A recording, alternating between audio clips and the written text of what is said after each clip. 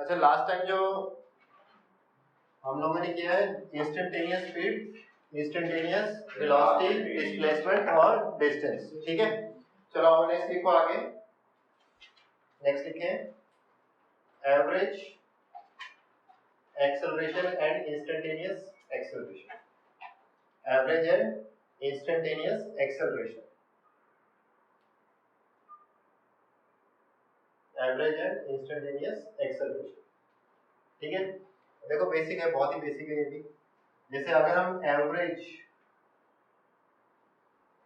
Acceleration की अगर हम बात करें तो जैसे एवरेज वेलोसिटी क्या थी, what is average velocity, displacement over time, ठीक है। ऐसे ही ये क्या होगा, चेंज इन वेलोसिटी अपॉन में चेंज इन टाइम, ये हो गया एवरेज एक्सेलरेशन। और अगर ऐसा है तो हम क्या बोलेंगे, v final minus v initial divide by total time, ठीक है। t2 माइनस t1 ऐसे बोल सकते हैं, ठीक। इसी तरीके से इंस्टेंटेनियस वो क्या हो जाएगा, limit delta t approaches to 0, delta v upon में delta t is equal to dv upon में dt, ठीक है। दिस dv अपॉन में dt क्या दे देगा, इंस्टेंटेनियस एक्सेलरेशन, इंस्टेंटेनियस एक्सेलरेशन, ठीक है। समझ में आया। और छोटे छोटे क्वेश्चन करते हैं, पहले थोड़ा सा जो पिछला कॉन्सेप्ट है वो भी एक बार रिवाइज हो जाएगा, ठीक, ठीक है। और छोटे बेसिक क्वेश्चन करते हैं, ज्यादा टफ क्वेश्चन नहीं कराऊंगा।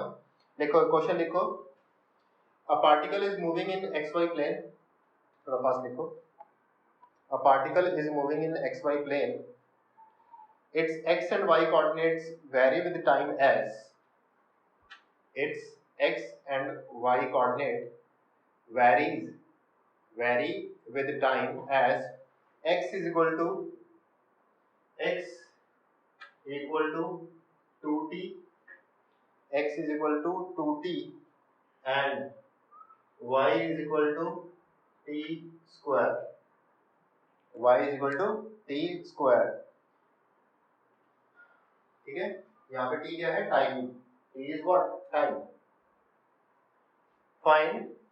find average acceleration, find average acceleration between t is equal to 0, between t is equal to 0 and t is equal to 2 seconds, and t is equal to 2 seconds.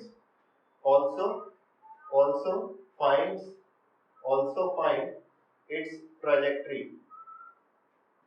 देखो last time जो तुमने किया था ना वो linear थे, ठीक है, लीनियर में ये क्या होगा। चलो आओ देखो इस क्वेश्चन में देखते हैं। देखो तुम्हें क्या बोला है कि वो एक्स वाई प्लेन में एक पार्टिकल है जो घूम रहा है, ठीक है, और उसके एक्स और वाई की कोऑर्डिनेट दे दिए और जो कि टाइम के साथ वेरी कर रहे हैं, ठीक है। तो बेसिकली अगर हम इसका पोजीशन वेक्टर लिखना चाहें तो क्या होगा, क्या है 2t स्क्वायर या 2t I cap plus t cube, sorry t square j cap, तो 2t I cap plus t square j cap, this is what position. देखिए x में इतना चल रहा है और y में इतना चल रहा है, ये इक्वेशन उसको बता दी। अब मेरे को क्या निकालना है, मेरे को एवरेज एक्सेलरेशन निकालना है, ठीक है। मेरे को क्या निकालना है, एवरेज एक्सेलरेशन। तो एक्सेलरेशन निकालने के लिए सबसे पहले मैं क्या निकालूं, वेलोसिटी। और वेलोसिटी कैसे निकलेगी इसकी, dr बाय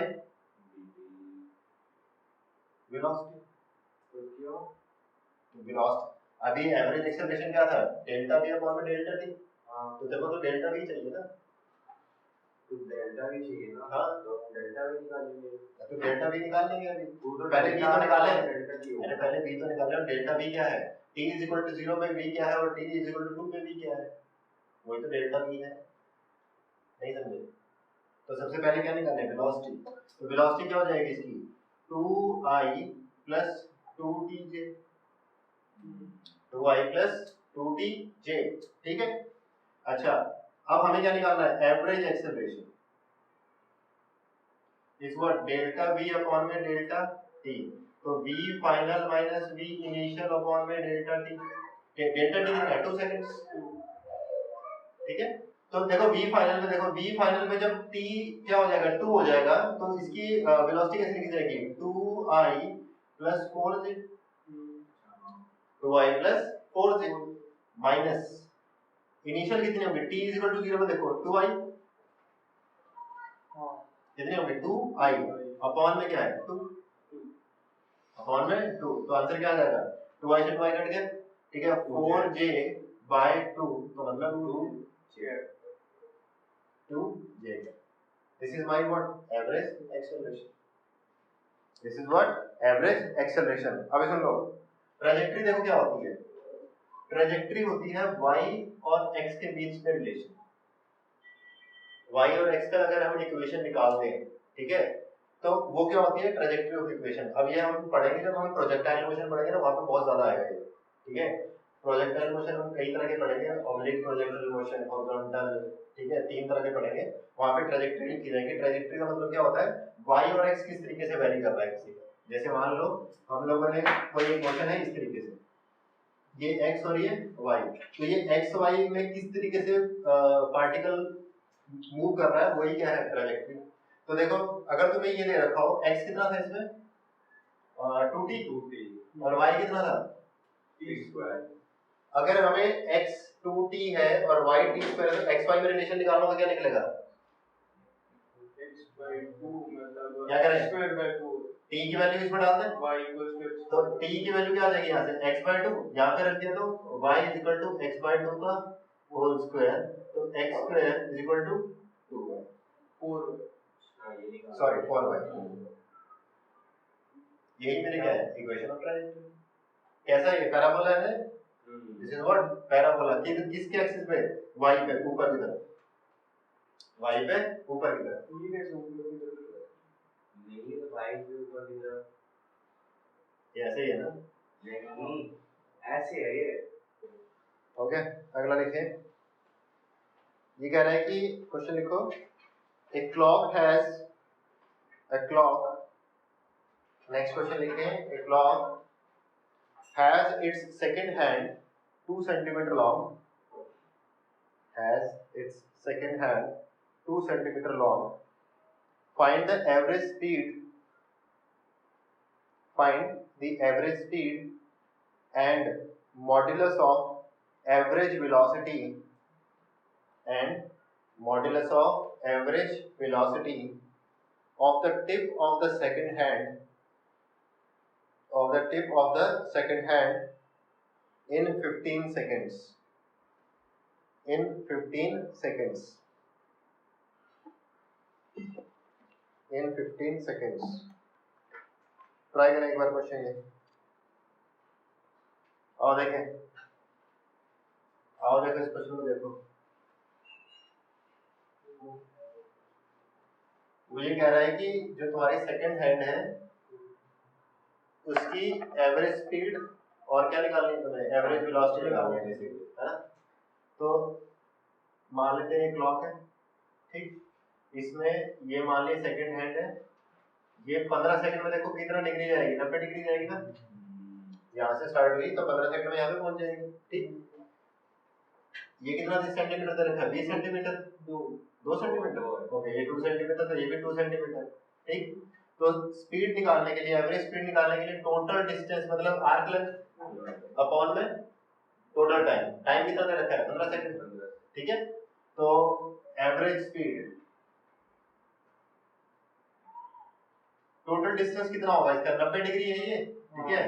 तो कितना हो जाएगा, आर्क लेंथ निकालो कितनी आ जाएगी, कैसे निकालेंगे, 360 डिग्री में कितनी लेंथ होती है 2 बाई आर, हाँ तो देखो ना ऐसे कर लो, 360 डिग्री पे कितनी आएगी 2 पाई आर, आर मतलब 2, है ना। तो एक पे कितना और 90 पे कितना, है ना। तो कितना आ जाएगा, ये हो जाएगा 4 पाई बाई 360 इनटू में 90, तो कितना आ जाएगा 4, तो ये आ जाएगी एवरेज स्पीड मतलब टोटल डिस्टेंस पाई हो गया, हाँ अपॉन में टोटल टाइम मतलब पाई अपॉन में 50, तो ये तो हो गया एवरेज स्पीड मीटर पर, ये मीटर सेंटीमीटर, सेंटीमीटर पर सेकंड, सेकंड सेंटीमीटर पर सेकंड, है ना। ऐसे ही एवरेज वेलोसिटी, वेलोसिटी निकालने के लिए डिस्प्लेसमेंट देखना है, और डिस्प्लेसमेंट हमेशा कैसा होता है स्ट्रेट लाइन, है ना। तो ये देखो डिस्प्लेसमेंट कितना है, यहाँ से यहाँ तक देखो कितना है, पाइथागोरस लगा लो √2, कितना आ जाएगा √2, ठीक है। तो ये आ जाएगा 2√2।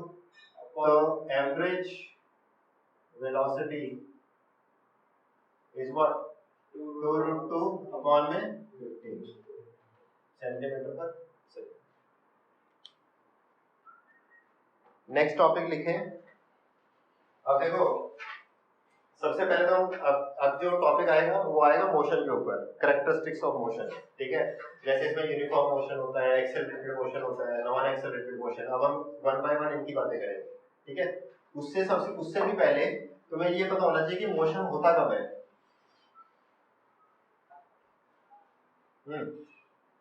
कौन डिफाइन करेगा व्हाट इज मोशन? बताओ। Motion is a state of mind. क्या तुम मोशन में हो इस टाइम पे?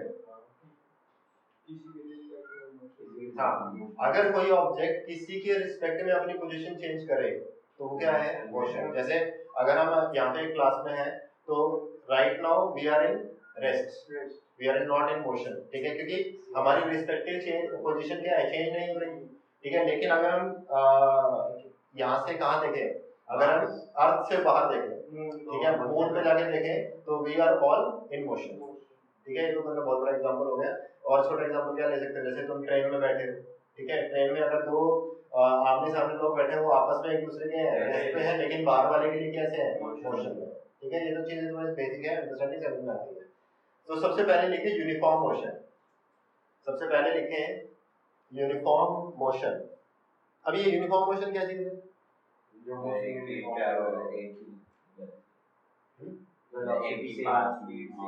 हाँ, वेलोसिटी क्या रहे? कांस्टेंट हो जाए। वेलोसिटी क्या हो जाए? कांस्टेंट। और अगर वेलोसिटी कांस्टेंट है तो एक्सेलरेशन क्या होगा उसका? जीरो। एक्सेलरेशन क्या होगा? Zero.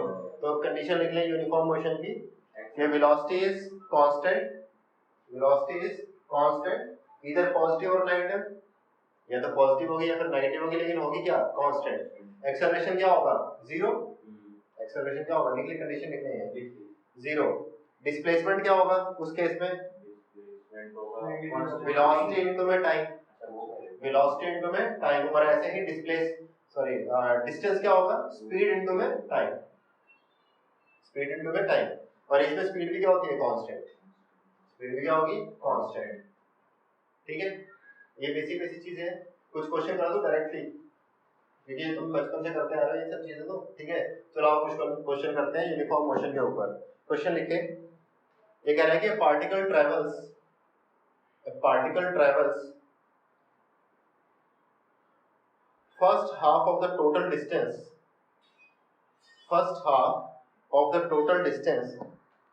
with constant speed v1 and second half with constant speed v2, with constant speed second half with constant speed v2। पहले भी कांस्टेंट थी ना? हाँ, क्योंकि यूनिफॉर्म मोशन है तो स्पीड क्या है? कांस्टेंट है, ठीक है। Find the average speed during the entire journey,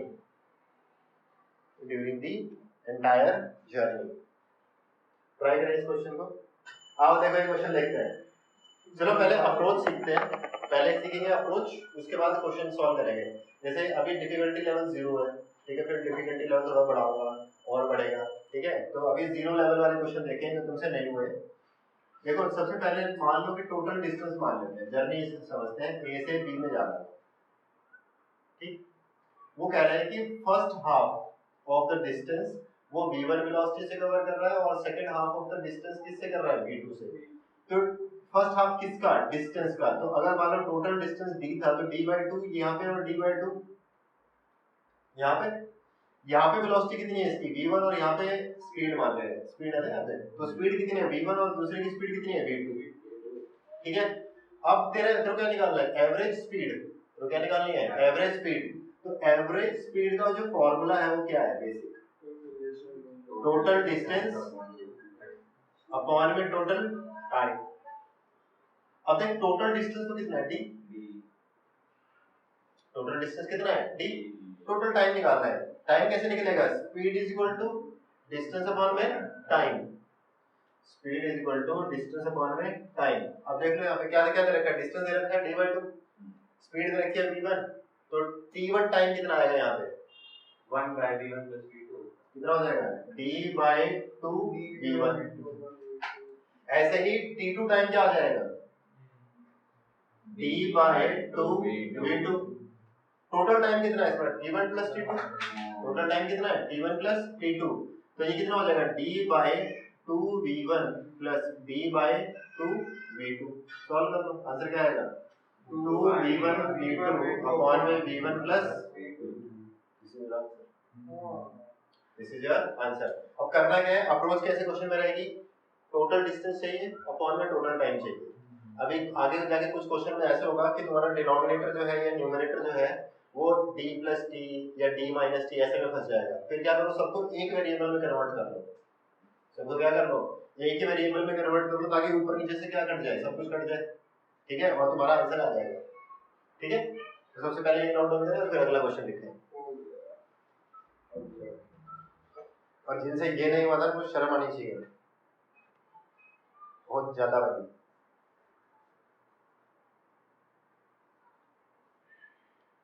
next question लिखें, a particle travels first half of the total time, a particle travels first half of the total time with speed v1 and second half time with speed v2 and second half time with speed v2.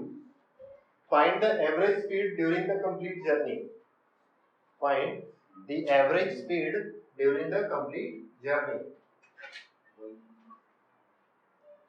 ये बहुत ज्यादा easy question है, फटाफट से करें इसको। कितना आ गया,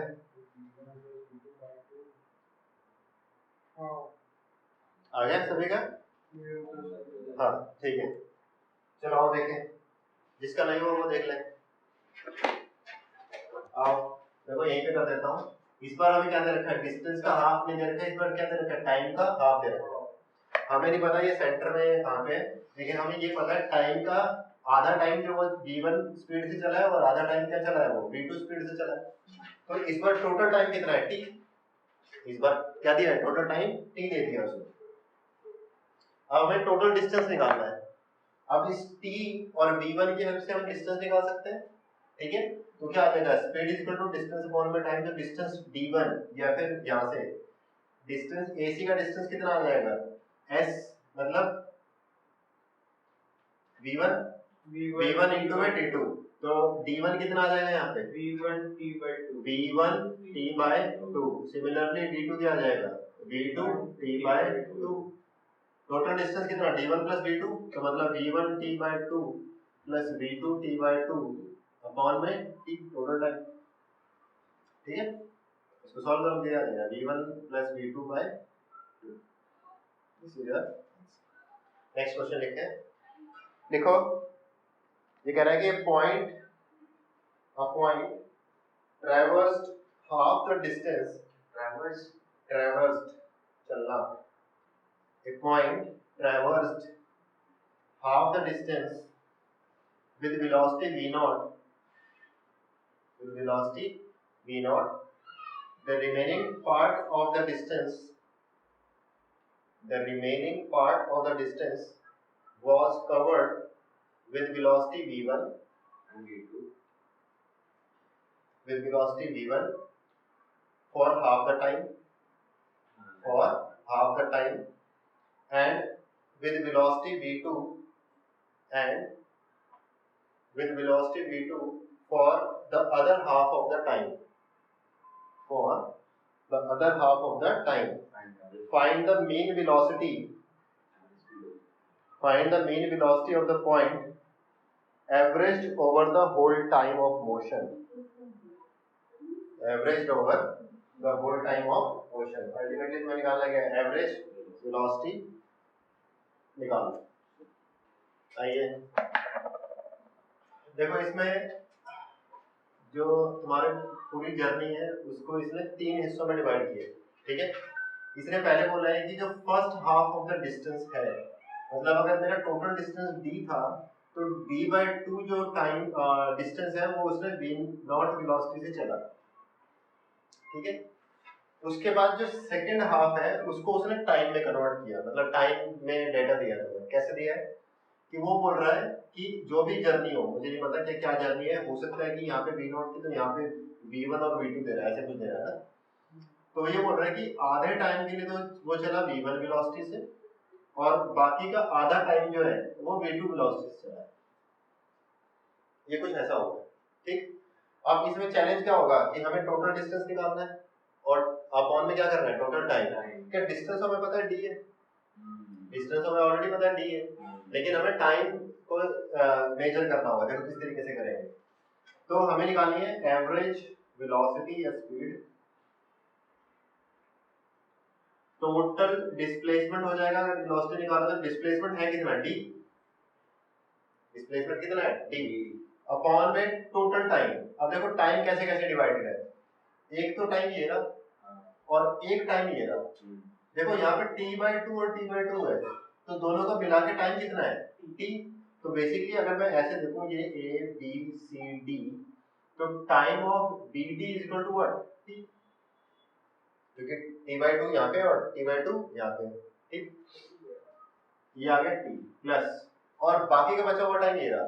ये कितना टाइम है, देखो यहाँ पे स्पीड दे रखी है और डिस्टेंस दे रखा है, तो टाइम कितना आ जाएगा d/2v0, d/2v0। ये चीज समझ आ गई। अब प्रॉब्लम क्या आ रही है कि d कैंसिल आउट नहीं हो रहा, और हमेशा हम आंसर किस चीज के अंदर निकालते हैं, जो गिवन वेरिएबल्स है, जो गिवन वेरिएबल्स है उन्हीं में आंसर होना चाहिए। क्योंकि देखो v0 v1 v2 तो हमें दे रखा है, ये t और d हमें नहीं दे रखे, तो हमने माने हैं, ठीक है। तो हमें क्या करना है, d और t को क्या करना है, एलिमिनेट करना है बेसिकली, ठीक। तो आप कर देते हैं इसको।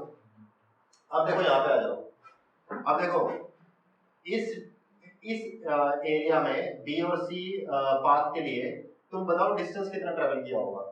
लेट्स से वो d1 है, लेट्स से वो d1 है, ठीक है। इस d1 के लिए क्या टाइम इनटू में वेलोसिटी इज d1, तो टाइम इनटू में velocity is d1। Similarly d2 क्या हो जाएगा, टाइम इनटू में वेलोसिटी। और ये d1 प्लस d2 मिलके क्या बनते हैं, d/2। क्यों, क्योंकि आधा डिस्टेंस और ट्रैवल यहीं पे कर लिया था, बाकी का आधा बचा हुआ डिस्टेंस वो इन दोनों d1 प्लस d2 मिला के d/2 हुआ, ठीक। अब इसको सॉल्व कर लें, तो ये कितना बन जाएगा, v1t/2 plus v2t/2 is equal to d/2। देखो ये 2 तो कैंसिल आउट हो गया, तो t की वैल्यू क्या आ गई, d अपॉन में v1 प्लस v2। इस t की वैल्यू को यहाँ पे रिप्लेस करो, तो d अपॉन में d/2v0 plus d/v1 plus v2। इसको सॉल्व करोगे तो आंसर क्या आ जाएगा, 2v0 v1 प्लस v2 तो ऊपर चला जाएगा, नीचे क्या बचेगा, v1 plus v2 plus 2v0। This is your average velocity, ठीक है, समझ में आया। अगला क्वेश्चन लिखें, अगला क्वेश्चन लिखें। A particle travels first half of the total distance, first half of the total distance with speed v1, with speed v1 in the second half distance, in second half distance constant speed in 1/3 time, in 1/3 time is v2, and in remaining 2/3 time, and in remaining 2/3 time constant speed v3, constant speed v3. Find the average speed during the complete journey. Find the average speed. और देखें, इतना tough हो गया question ये। देखो अब देखो similar तो सिचुएशन है, ऑलमोस्ट सिमिलर। देखो इस क्वेश्चन में क्या दे रहा है, वो कह रहा है कि first half of the distance वो v1 स्पीड से चल रहा है, उसके बाद v2 और v3 से चल रहा है, और टाइम क्या दे रखा है उसने t/3 और दूसरा क्या दे रखा है 2t/3, यही है ना, है ना, कॉन्सेप्ट तो वही है अभी भी। टोटल डिस्टेंस कितना है d है, टोटल डिस्टेंस कितना है d है, और टाइम निकाल लेंगे अभी, ठीक है। देखो ये टाइम कितना, देखो t/3 प्लस 2t/3 सम करो फिर से t आएगा, और ये तो है ये, और यहाँ पे टाइम कितना लग रहा है वही d/2v1, d/2v1। अब इसी तरीके से ये BC का डिस्टेंस कितना होगा, let's say that is d1, वो कितना होगा v2t/3, और d2 कितना होगा, कितना होगा, मल्टीप्लाई कर लो 2t/3 इंटू में v3, यही होगा, ठीक।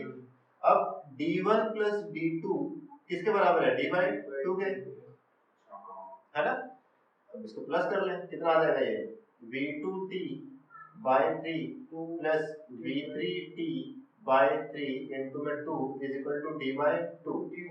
इसको थोड़ा सॉल्व कर लें, तीन जो है ये तीन जो है एलसीएम आके इधर चला जाएगा, और इधर क्या बन जाएगा t times v2 plus 2v3 is equal to 3/2 times t। तो t की वैल्यू क्या आ जाएगी 3/2 d अपॉन में v2 प्लस 2v3, है ना। तो ये कर लें इसको, d अपॉन में 2v1 प्लस 3/2 d अपॉन में कितना v2 प्लस 2v3, ये आ जाएगा। अब क्या कर लें इस पे, देखो ये 2 जो है वो नीचे आएगा, इसमें से 2 कॉमन भी हो जाएगा, और वो 2 चला जाएगा, वो सॉरी वो 2 चला जाएगा ऊपर, और d common and cancel out, तो ये ओवरऑल क्या बनेगा, देखो 2 ऊपर चला गया, यहाँ पे बच गया 1 अपॉन में v1 प्लस 3 अपॉन में v2 प्लस 2v3। एलसीएम ले लें, अब एलसीएम लेके क्या बन जाएगा ये 2 times v1 v2 plus 2v3 upon में कितना आ गया v2 plus 2v3 plus 3v1। This is your answer, this is your answer. Next लिखें, नेक्स्ट हेडिंग डाल लें, one dimensional motion with uniform acceleration, one dimensional motion with uniform acceleration. अब देखो इसके अंदर भी हम दो तरह के मोशन की बातें करेंगे, एक तो हम बात करेंगे जो कि तुम बचपन से पढ़ते आ रहे हो, इक्वेशन ऑफ मोशन याद है किसी को, कौन सी, v equal to u plus at,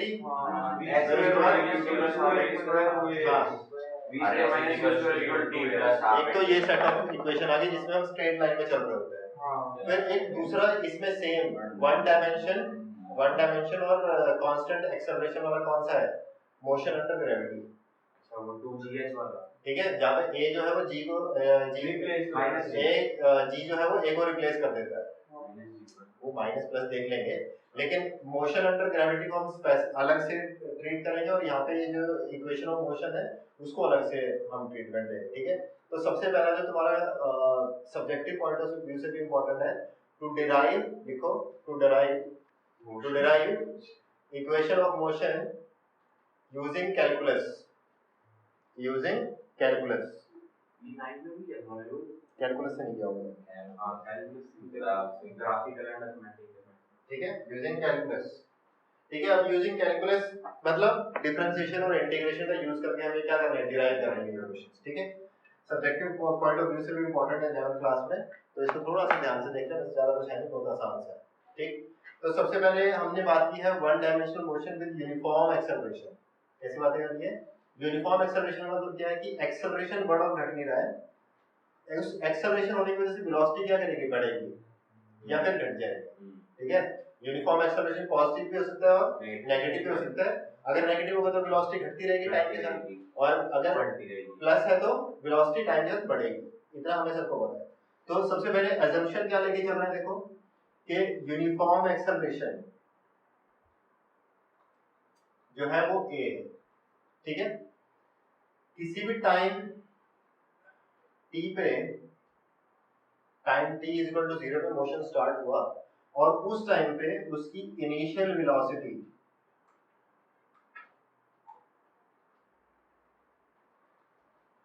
u है और किसी भी time t is equal to T पे, मतलब किसी भी टाइम t पे उसकी वेलोसिटी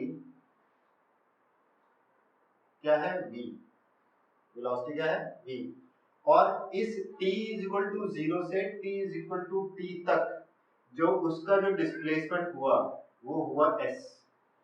ये हमारी क्या है assumptions है। कैसे कि t इज इक्वल टू 0 पे मोशन स्टार्ट किया, उस टाइम पे इनिशियल वेलोसिटी उसके अंदर u थी, ठीक है, और t is equal to t time पे हम ऑब्जर्व कर रहे हैं, उस टाइम पे पार्टिकल की जो वेलोसिटी है v है और वो s डिस्प्लेसमेंट जो है वो चल चुका है और उसका जो uniform acceleration constant acceleration a है, ठीक है। ये हमारी assumption के साथ हम आगे बढ़ेंगे, ठीक। तो सबसे पहले ये assumptions लिख लें और फिर आगे बढ़ेंगे, नंबर 1 पे इक्वेशन ड्राइव करेंगे। समझ में आ गया, ठीक है। तो चलो सबसे पहले इक्वेशन ड्राइव करने की कोशिश करते हैं। देखिए फर्स्ट वन हमने स्लोप वाले क्लास में भी पढ़ा था और वैसे भी हमें पता है, अभी पिछले इसी में ही पढ़ा है हमने कि एक्सेलरेशन जो होता है वो क्या होता है dv अपॉन में dt, जैसे इस सभी को पता है।